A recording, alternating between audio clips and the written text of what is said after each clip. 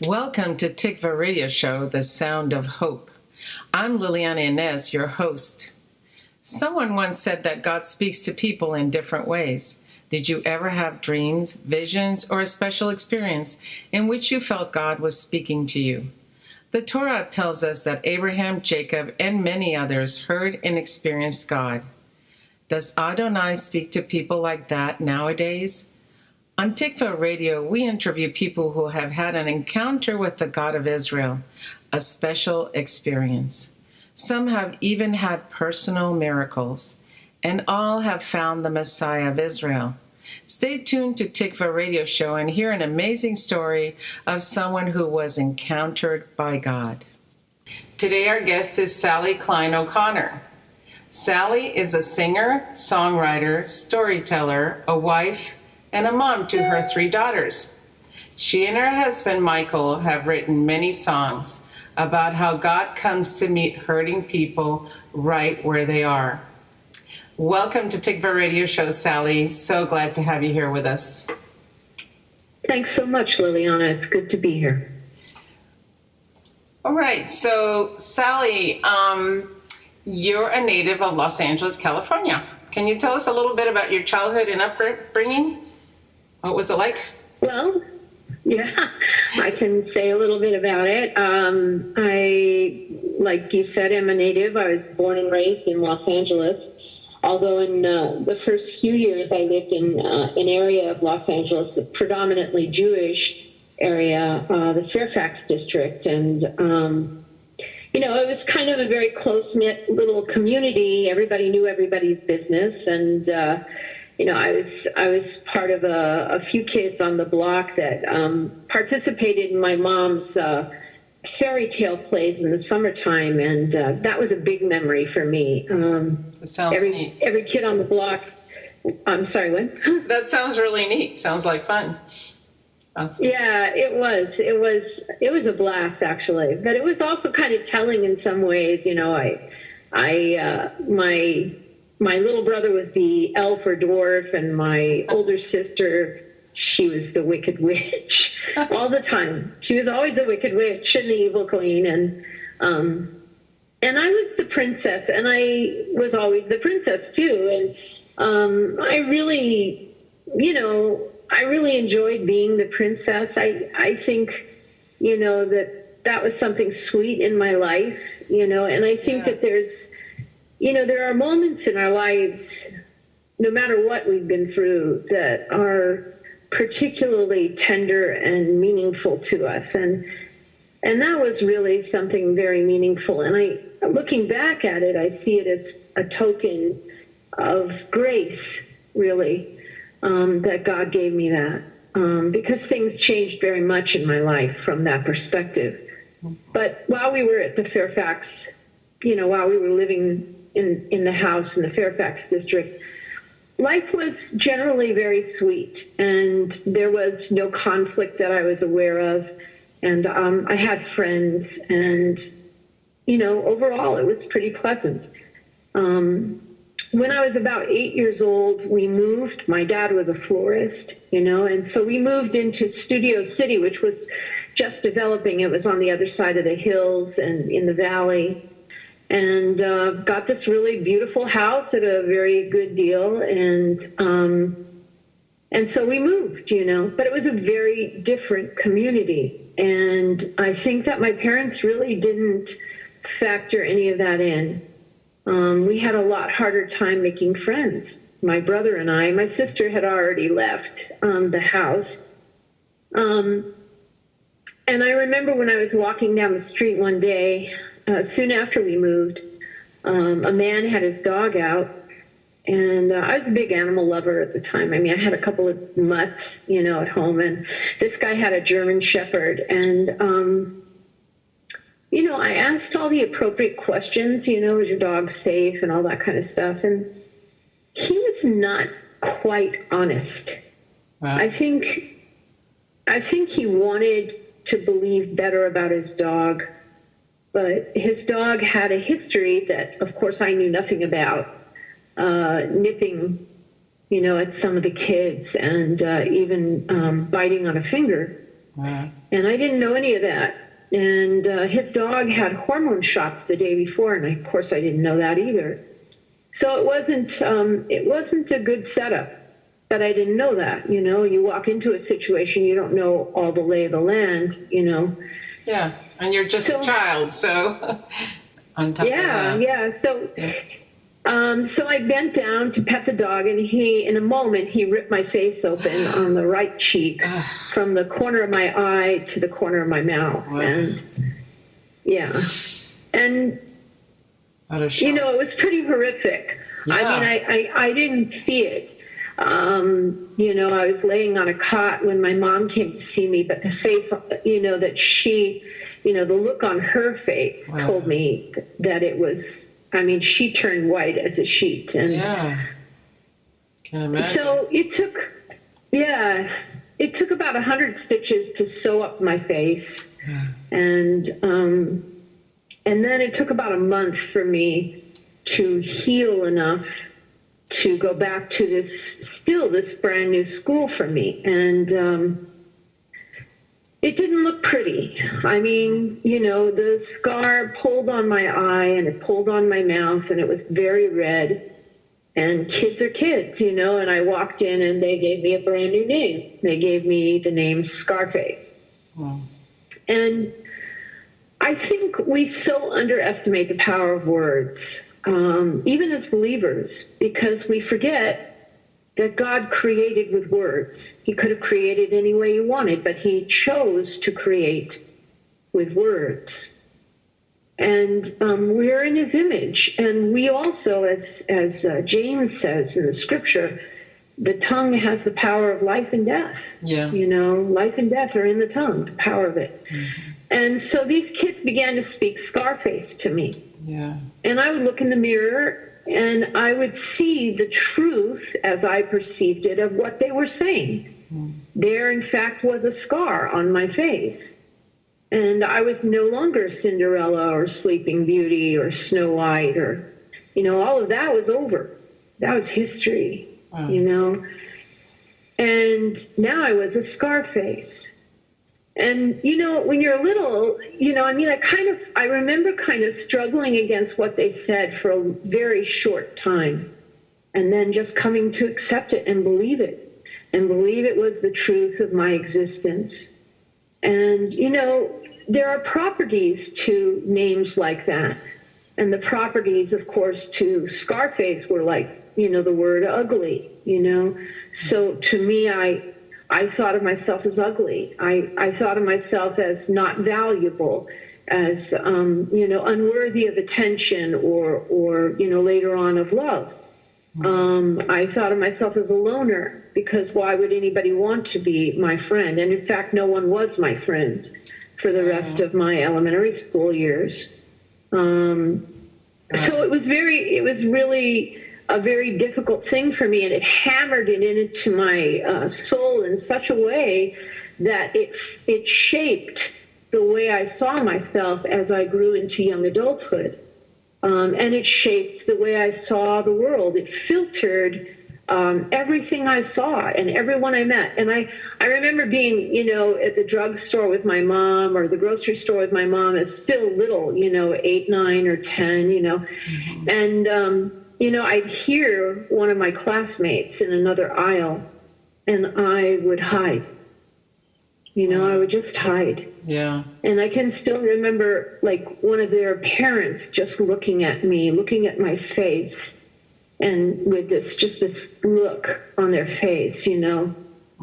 And so it was very powerful, and it really shaped and spoke into my childhood, and then, you know, and then into my young adulthood, because the things that happen in childhood are so powerful. They affect us all the rest of our days. Yeah, they do. Absolutely. So you were feeling that rejection from all the reactions of the kids, and you felt you had no friendship. It was like you were being ostracized. That's really a heavy burden for a young child to be carrying that, and you're in a new neighborhood on top of that. So that's a challenge in itself, to be in a new place, and then suddenly you don't have connection. So how did you deal with things? Well, there was one saving grace, you might say. I don't know. Mm-hmm. I mean, I wouldn't have thought of it that way in that time. We were Jewish, and I still think of myself as Jewish. I was born Jewish. A lot of times people get that confused, religion and race, but as I see it in the Bible, scripturally, it's race first. So there was a hill in back of our house. The property in Studio City was like a quarter acre, and it was a hill. And in back of it was another hill. And especially in the spring and the winter, when the grass was really green, I would go climb up on the second hill, the hill above our house. And after school and sometimes on the weekends. And I would just sit there for like an hour in the grass and stare at the sky. And, it's a rather peculiar thing, I'm sure, for a 8, 9, 10, 11, 12-year-old to do. But the thing that drew me was that when I sat on that hill and I looked at the sky for any period of time and I got kind of quiet in my own soul, I felt this incredible longing come into my soul. It was sweet. And it was kind of achy. I mean, it was like a yearning. It was a yearning, if I were to express it as I felt it then, for what was behind the sky. I didn't immediately think of God, but it was the idea that there was something or someone behind the sky. And the longing that I felt was for that person, for that which was behind the sky or beyond the sky. And it was very compelling to me. I would sit there and just be awash in this feeling, And later on, even in my young adult years, I would drive out to Santa Monica, in the winter season when no one was on the beach. And I would walk and walk and walk, basically chasing that yearning, that longing, that, and I would feel it in big spaces, where the sky was so prevalent and the sea just, vast. The sense of vastness would capture me, and it was, there was a yearning in that. Uh-huh. It was just a yearning, and that was, I really believe that was the finger of God. It was like He was beckoning to me even before I knew who He was, and I knew nothing about Him because, I would go to synagogue with my father when we were in Fairfax area. We would go to the Orthodox synagogue of his my grandmother, his mother, and my mom would not even go because the men sat on one side, the women sat on the other, and she was just really put off by all of that. Mm-hmm. But we would go because, we were the kids, and we'd sit there, through the Hebrew, mm-hmm. and not understand a word of it, And then when we moved, pretty soon, in a few years, I guess, not real soon, but like maybe, I don't know, my brother came to that age of, bar mitzvah. And so that became a very big deal. And we went to a Reform synagogue for a time. But there again, if the Orthodox synagogue felt so, there was nothing in the Orthodox synagogue that drew me toward God. It was like God was just incredibly far away, and we were pitching our prayers to Him in Hebrew, and it was like, maybe He heard and maybe He didn't, and maybe our names would be written in the book of life and maybe not, and so, and here's some apple and honey, hope you have a sweet, good year, It's like, okay, well, I don't even know what that means, but, my father, he just went about business as usual, using Jesus' name quite often and swearing when he did and, doing whatever, we went to the synagogue and acted out piety, and then we went and did whatever we wanted, So it was like, what is this? What are we doing? Yeah. And the Reformed synagogue was no better. I mean, he was political. The rabbi was very political. I mean, he never really even talked about God. Wow. And he was there to train my brother, prepare him to, have a bar mitzvah, to be a son of the law. And my brother didn't give a rip about the law. I mean, he really didn't. It was simply a matter of protocol, of tradition, of doing what was the acceptable thing in the Jewish community to do and getting the gifts, And it was so hypocritical to me. I was so turned off. I was about 16 when that all went down, and I was done. I was really done, and I didn't know anything about God from what we had done, The only thing that had any real hold on me was this yearning that I would pursue, of my own choice. I would pursue this yearning, and it wasn't something I talked about very much, but I wrote about it, That's great. So it sounds like, back going up to that hill, here you are feeling isolated from friendships and having any kind of a connection with your, kids your age. And you had an experience with God on that hill. I mean, you didn't understand it all, but he was coming to you to make himself real, whether you realized it at the time. And that's really wonderful. That's back to what you described it as grace. I really do believe that was God's grace, God's gift to Sally.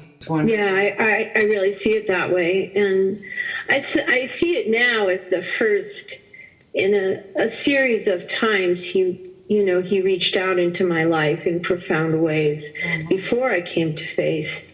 And I'm really grateful. Another time actually happened. I was in college at that point. I was going to Boston University as a theater arts major, and I was with this guy. We were together for actually a long time, but we were early on in the relationship. And early on in the relationship, we had a situation come up. I was pregnant, and I was I was between 18 and 19 years old, and he freaked out. He completely freaked out about it.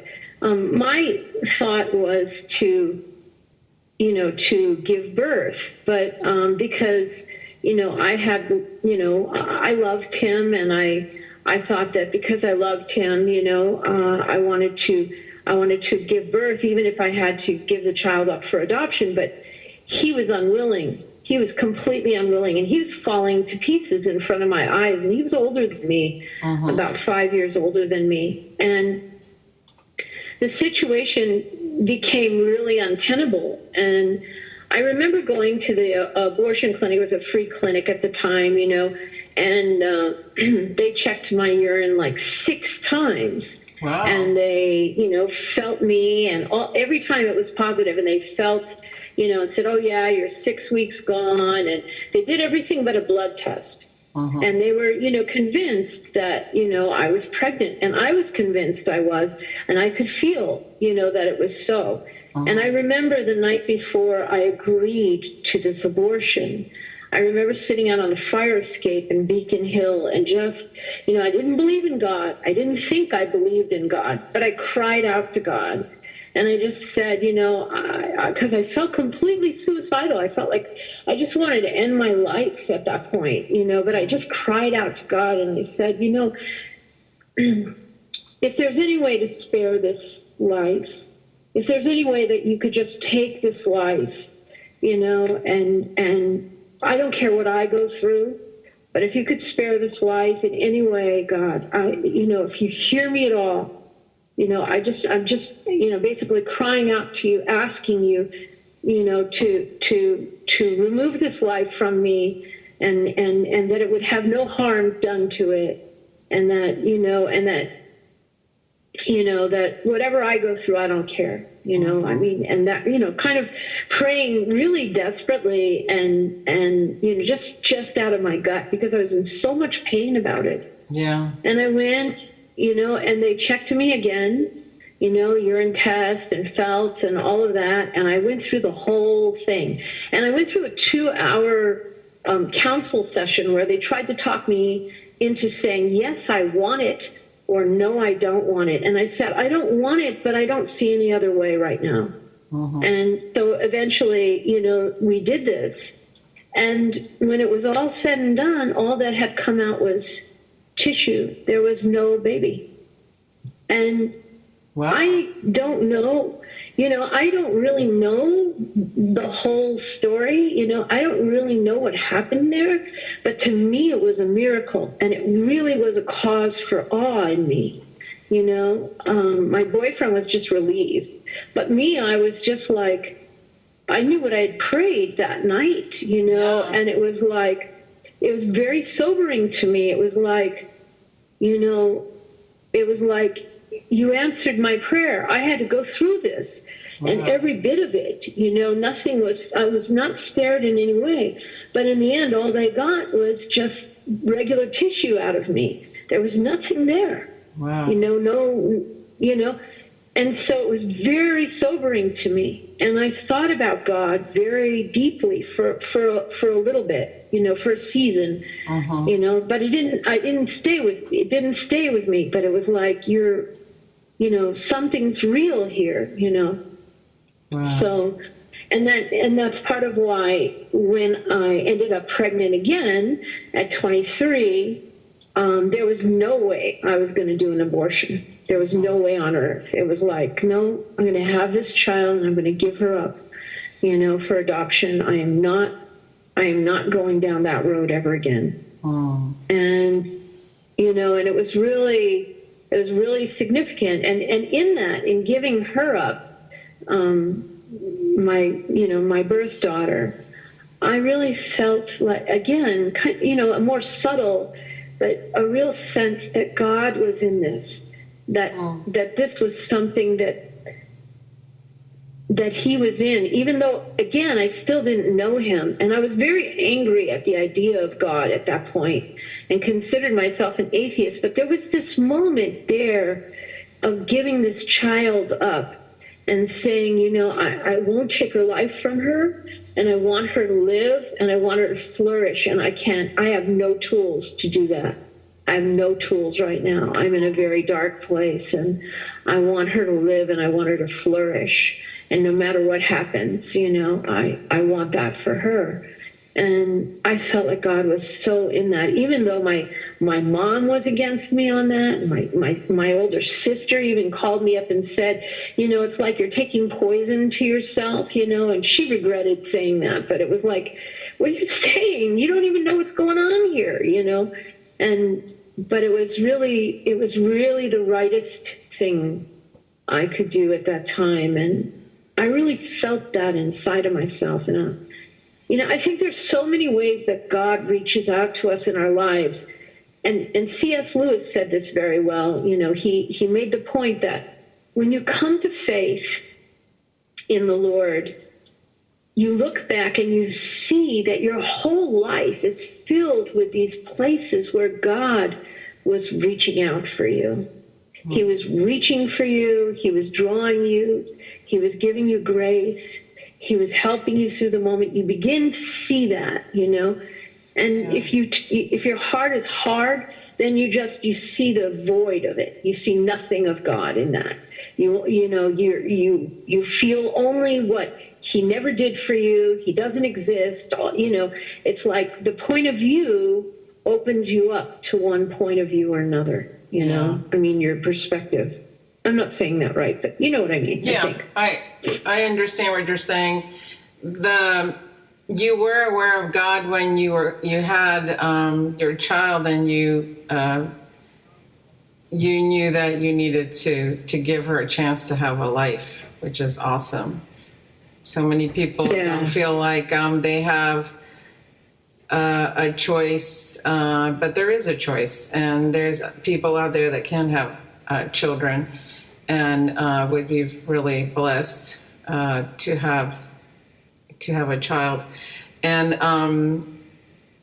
that's really awesome that you did that. It's just I don't know where if there's some people out there, maybe somebody out there, might be in that situation, or might think differently than what you're sharing. But life was given to us through Adonai, through God, and just like we were given life. And so every child that God has created is precious and important.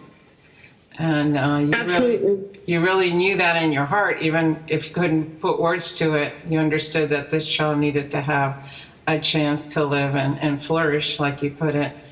Did anything happen in the future with that child? Well, yeah. I mean, the deal was that you got to meet the couple that you were going to give the child to, previous to giving birth, and but no last names, only first names, and so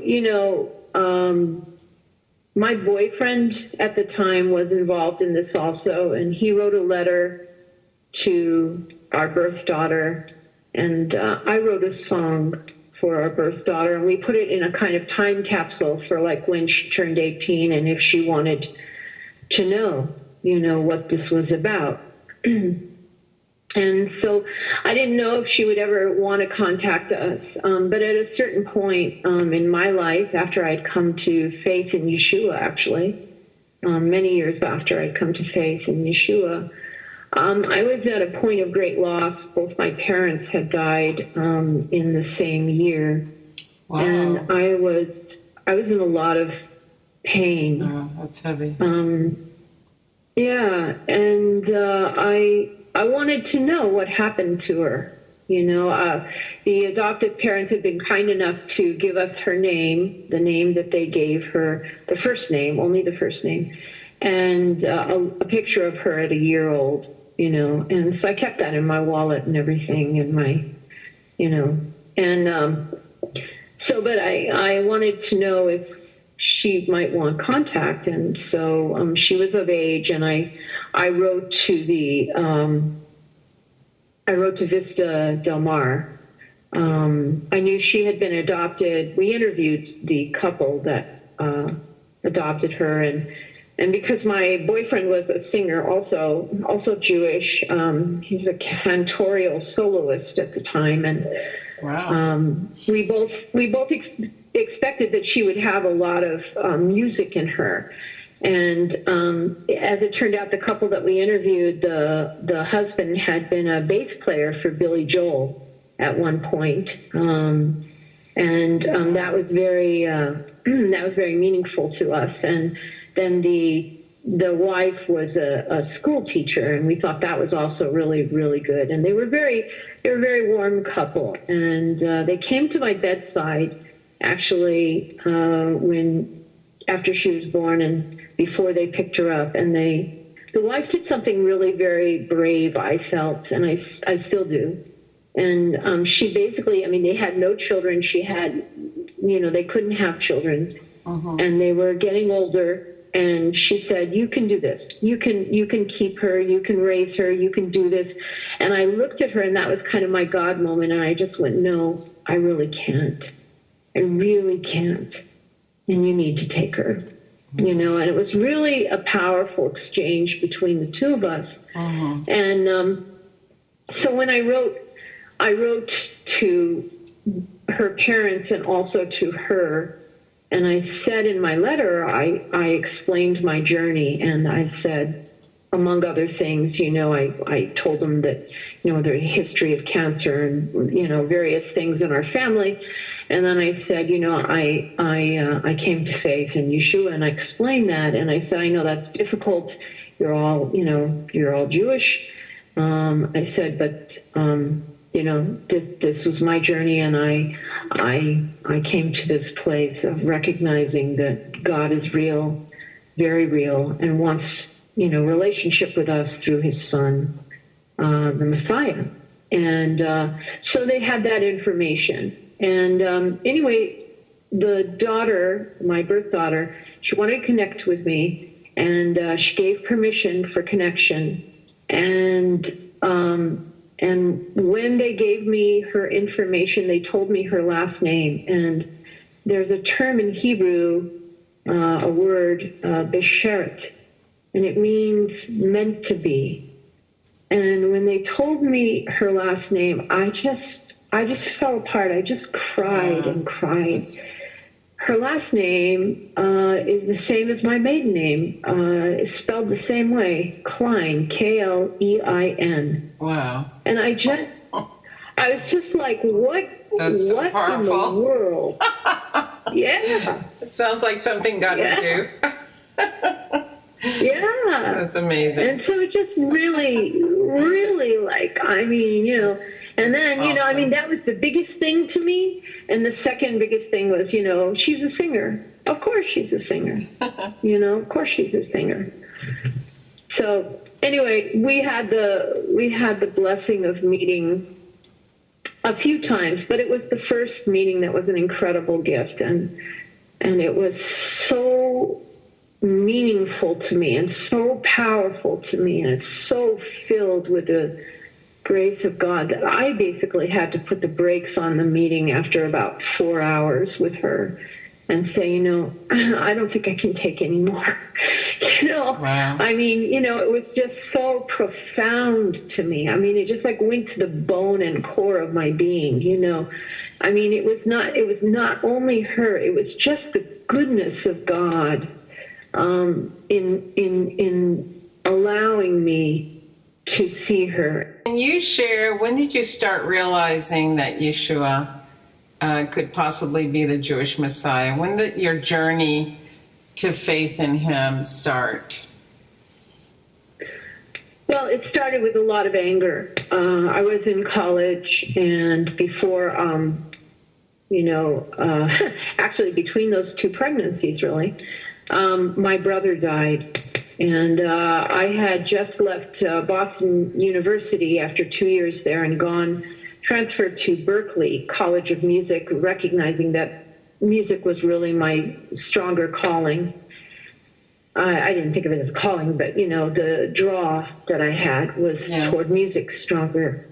And so I went to Berklee College of Music, and my brother was very sick at that point. I knew he had Hodgkin's disease, cancer. He had been very self-destructive during his teen years. He had run away from home. He had stolen a car. He'd gotten into drugs. All kinds of things. And I was really angry at him because I felt like he didn't understand the seriousness of being diagnosed with cancer. He was 14 and a half, maybe just almost 15 when they said they diagnosed him. And he was a ward of the court at that point. He was, in a boys' home out in the valley. And they had to, return guardianship to my parents at that point because my brother had to go into Children's Hospital. Uh-huh. And my brother knew nothing about mortality, his own mortality. And he just kept making a choice to be very destructive, very, very, destructive. Even while he was doing radiation and chemo, he was doing angel dust, or he was, he did whatever he wanted, Uh-huh. And so he hastened his own demise, really, without even really understanding what was going on. And so I was really angry at the point that he died. I was very angry. I was angry at him, and I was angry at whatever I thought about God. And I decided that God couldn't really be real because he couldn't allow this to happen, my brother to die like this. And at about the same time, 6 months before my brother actually died, my parents split up after 30-something years of marriage. I tried to get drunk that night. I didn't do too well with that, but you know, I was in a lot of pain. Yeah. I was in a lot of pain. Sure. So really at the point that I signed off on God was kind of the beginning. It was really odd in a way now that I think about it. I don't know exactly when, but at some point after my brother died, and some point after I gave birth, you know, to the little girl, I wrote a song called Living at the Speed of Dying, which was a portrait of my brother. And in the song, at the end of the song, I kind of said, you know, at the beginning of the song, I'd say, you know, he always returns in the autumn, you know, riding a breeze. He's the sound of schoolboys playing in crisp fallen leaves. And I, you know, it was just a portrait of what I felt about my brother, and that he was led, you know, to go down this way, you know. And then I said at the end of the song that I also felt this invitation to go that way. But at the end of the song, I said, but I don't want to end up that way, you know. And that for me was a turn. It wasn't a big turn, but it was a turn, you know, not maybe toward God, but it was like, okay, I don't want to end up the way he ended up. Yeah. Okay, so maybe I don't believe in you, but I don't want to end up the way he ended up. So there was a little bit of a turn. And then a friend of mine, Jewish friend of mine, he had been a believer in high school, had come to faith, and we were friends from high school. And I'd seen it change his life, you know, bit by bit. And he gave me a book called The Great Divorce by C.S. Lewis.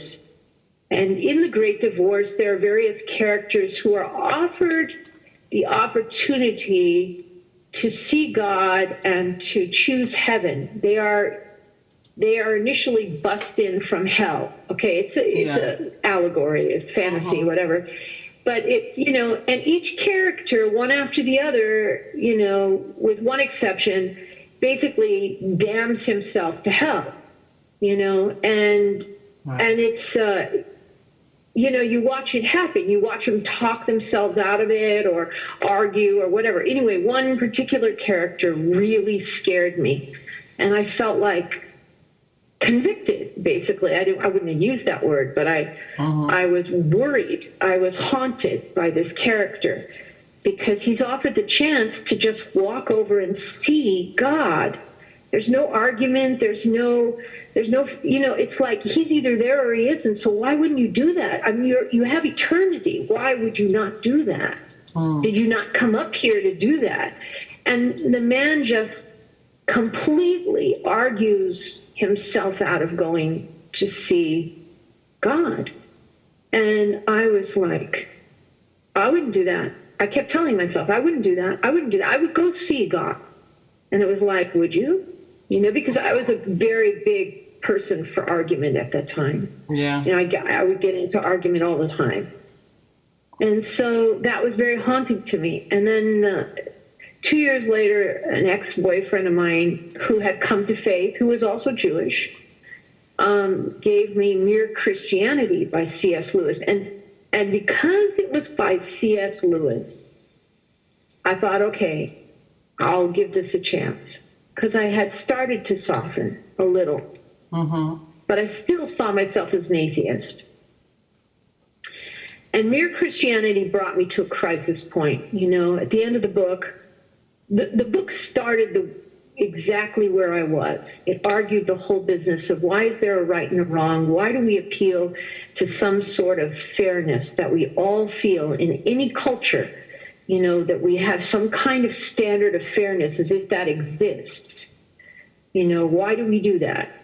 You know, and then at the end of the book, or toward the end of the book, he basically says, you have to believe in the person of Jesus Christ. And I slammed the book down and I screamed in my head at God. And I said, I don't even believe in God, but I'm screaming in my head at the God I don't believe in, and I basically say, how can you be real? If you were real, why would you even care? There were billions of people, and I was into Star Trek, and I said, and galaxies, and, who knows what else is out there, and why would you even care about what I think or believe or anything, And it was really all about the anger and the loss and the hurt and everything like that. It all came, and I never opened my mouth, I was with my boyfriend and I never opened my mouth. I just and that night, we went to bed. It wasn't exactly the most holy setting, well, we went to bed, and in the middle of the night, I sat up, I woke up, I sat up in bed, and this love just came, just touched every part of my being. Every part of my being was filled with this incredible love that had no shadow or turning in it. That was nothing I could manufacture or create. It came from outside and touched every part of what was inside me. And it was like I knew in that moment that, that no moment of joy that I'd ever had on this earth, I was 27 years old, and no moment of joy that I'd ever experienced on the earth, had been without shadow. But this thing had no shadow to it. It had no aftermath or aftertaste or whatever you want to say about it. It was purely love. Mm-hmm. And in that, I knew this was God. And it wasn't because I wanted to know. It was like I couldn't help knowing that this was God. And in the moment that I consciously made that connection, his presence lifted from me entirely. Wow. And I was left with this choice. Of, am I still an atheist? I was kind of going, well, I was also a person who was big on truth. And I went to my, I'm like, I don't think so. I don't think I'm an atheist. I think it just met God here, and I was waking Michael up, we were together at that point, we were writing songs together and together, period, and I woke him up and I'm like, you don't know what happened, blah, blah, blah. And Michael was like very, okay, just want to go back to bed now, and so in that moment, it was like a second turning. It was like, okay, there is a God. But I couldn't bring myself to Jesus, Yeshua, Jesus, It was like, no, there is a God. Okay. Uh-huh. And we were periodically, we started at some point periodically looking at churches and stuff. But my friend who had given me the Great Divorce, he then invited me to a Messianic Jewish synagogue on the High Holy Days. And for the first time in years and years and years, I went on Yom Kippur. Uh-huh. And that night, the night of the break fast, not Kol Nidre night, but the night of the break fast, I asked Yeshua to come into my life. Wow. And so that was a big step. And that was a huge step. It was huge. Yeah, it was That's huge. I'm sure that you thought about it some before you stepped forward, but that was awesome. That was awesome. Yeah, there was probably about 9 months between the beginning of the year when I had this experience with God and Yom Kippur. And the rabbi at that time in the Messianic synagogue was a man named Barry Budoff, and he was really, they kind of broke the mold when when the Lord created him. He was really a character. And so, after prayer and the break fast, he came over and he started talking to me. And I had been all day pretty much at the synagogue. I had said the prayers and then, and was fasting and everything like that. And so then he came over and he started talking to me, and I was very hostile. And so I said to him, so have you ever seen Invasion of the Body Snatchers? Because, because I was just hostile. I was like, this is who you people are. You're taken over by plant pods from space, right? Yeah. So Barry, to my great surprise, he says, why, yes, of course I've seen it. And I just looked at him. And he was perfect, And so then I looked at him and I said, so where do you keep your plant pods? And he didn't drop a beat. He said, they're in my office. You want to come and see? And I said, sure.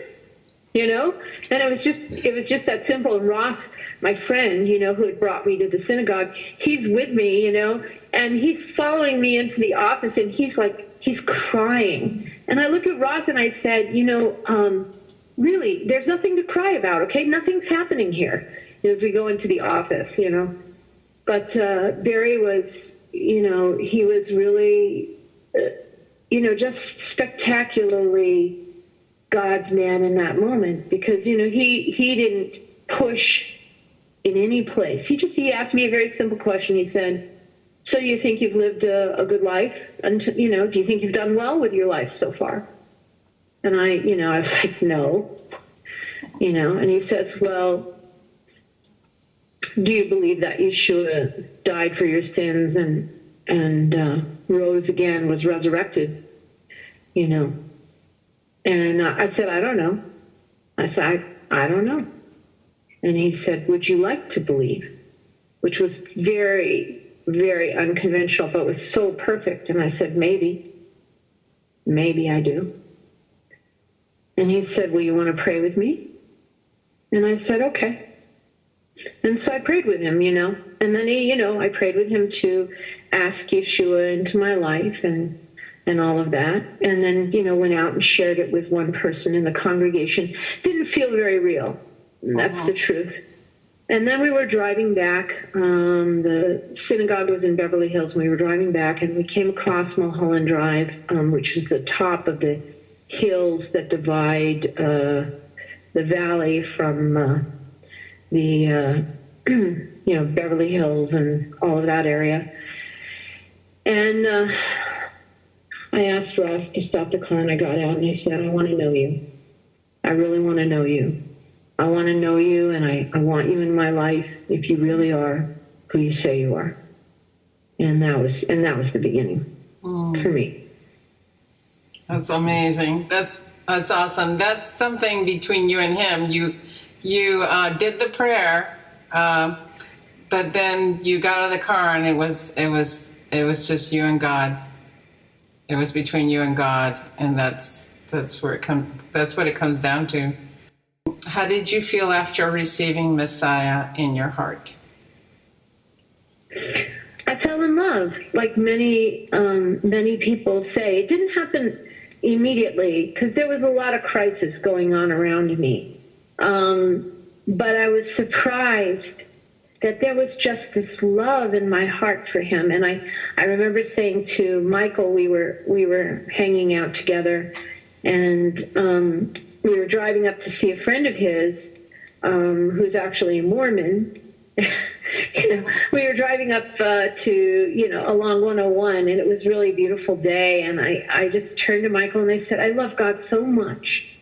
And I was like, and then I just kind of stepped back from myself and went, whoa, where'd that come from? But it was like it was just there, and it was like, well, that's not a bad thing. That's a really good thing. I mean, I want to love him. And, in fact, the scripture tells us, and you shall love the Lord your God with all your heart, with all your soul, with all your might, And it's like, and how does that happen?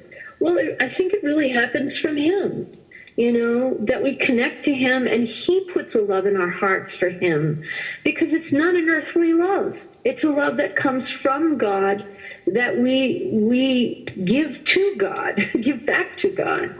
You know, I mean, it's, you know, the scripture says, you know, I think it's in 1 John where it talks about, you know, it's not that basically we loved him first, it's that he loved us first, you know.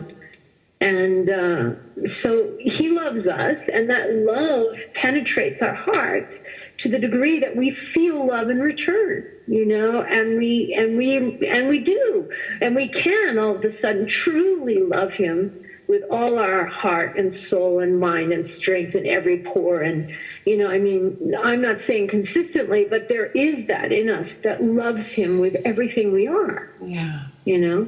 It's wonderful. And that's powerful. Yeah. So, Sally, we're going to finish up by playing a song that you wrote, Come and Follow Me.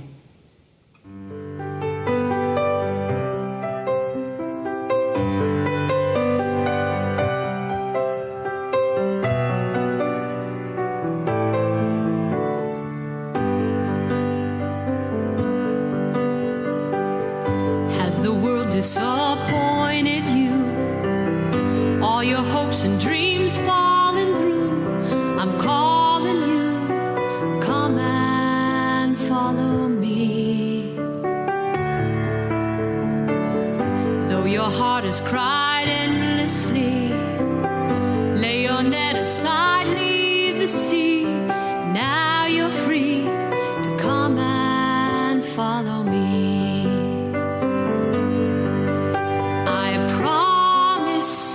Sunshine to guide you through the pain.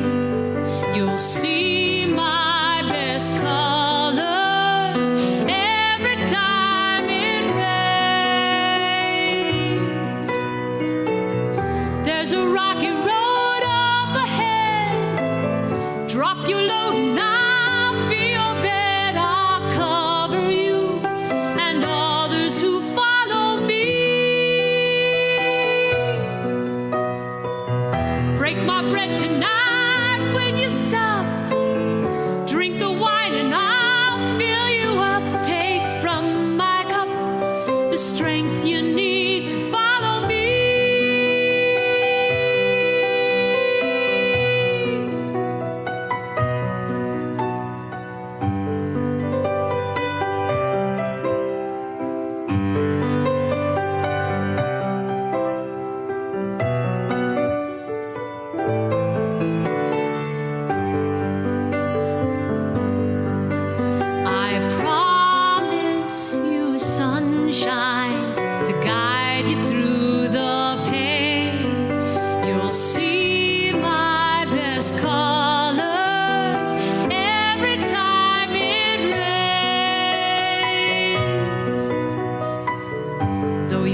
Has cried endlessly. Lay your net aside, leave the sea. Now you're free to come and follow me.